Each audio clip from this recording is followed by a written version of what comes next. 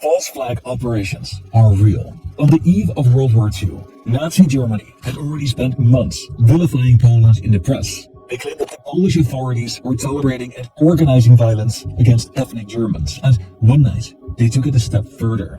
German agents dressed as Polish soldiers crossed the border at several places and started wreaking havoc. Here, just on the German side of the border, they took control of a radio station from which they broadcasted an anti-German message in Polish to the German people. They left behind bodies of German prisoners that they had executed the previous day to create a scene that looked like Polish aggression against Germany.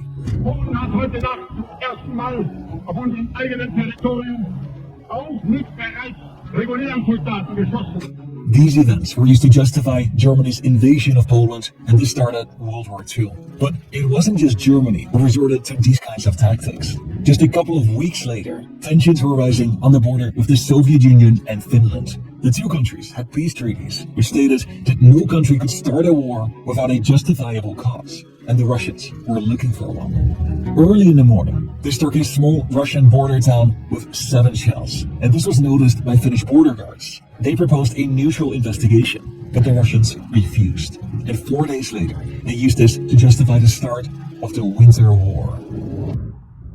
False flag operations are extremely secretive, and for good reason. If they are exposed or badly damage the country's reputation, they are risky, and there are often much easier alternatives.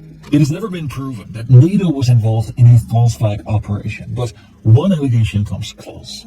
Cold War Italy was shaken by terrorist attacks. This was a period of violence between far-left and far-right groups, and what has been proven was that NATO and the CIA had networks in Italy and other countries that were trained to resist a possible Soviet invasion. The allegations is that these networks have supported these far-right groups committing acts of terror, but this was never proven.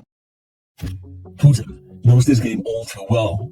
In 1999, when he was prime minister, Russia was shaken by a series of explosions. The first in southern Russia, then 2 more in Moscow, and later another one in southern Russia.